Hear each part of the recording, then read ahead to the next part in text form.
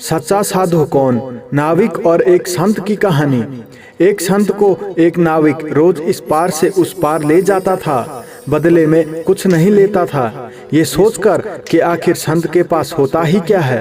नाविक स्वभाव से काफी सरल था, पढ़ा लिखा तो नहीं था, लेकिन समझ की कमी नहीं थी। साधु रास्ते में ज्ञान की बातें बताते थे और साथ में श्री भगवत गीता के श्लोक सुनाते थे।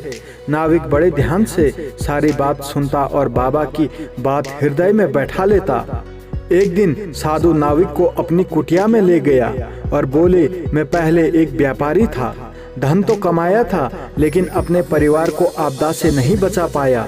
अब तक मैंने ये धन अपने पास संभाल कर रखा था, लेकिन अब ये धन मुझे मेरे काम का नहीं लगता, क्योंकि मेरे पास अपना कोई नहीं रहा। तुम इसे ले लो, तुम्हारा जीवन संवर जाएगा, तुम्हारे परिवार का भला हो जाएगा। नाविक बोला, नहीं बाबा जी, मैं ये धन नहीं ले सकता। मुफ्त का धन घर में जाते ही ये आचरण बिगाड़ देगा, फिर कोई मेहनत नहीं करेगा, आलसी जीवन लोभ लालच और पाप बढ़ाएगा। आप ही ने मुझे ईश्वर के बारे में बताया। इसके बाद वो ईश्वर कई बार मुझे लहरों में भी नजर आता है।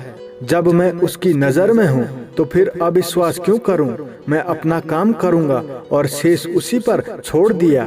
इसके बाद ये कहानी तो समाप्त हो गई, लेकिन इस कहानी से हम सबको ये सोचने की जरूरत है कि उन दोनों में से वास्तव में असली साधु कौन था। एक वो जिसने दुख आने पर भगवा पहनकर संन्यास ले लिया, धर्म ग्रंथों का अध्ययन किया और याद करके प्रवचन भी देना सीख गया, लेकिन उन वचनों को जीवन में उतारना उसे नहीं आया।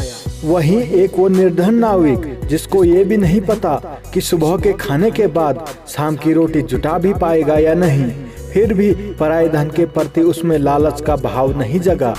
उसे संसार में लिप्त रहकर भी निर्लिप्त रहना आ गया।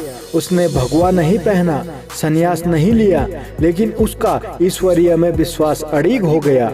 अनपढ़ होकर भी उसने श्री भगवत गीता के श्लोक को समझकर अपने व्यावहारिक जीवन में उतार लिया।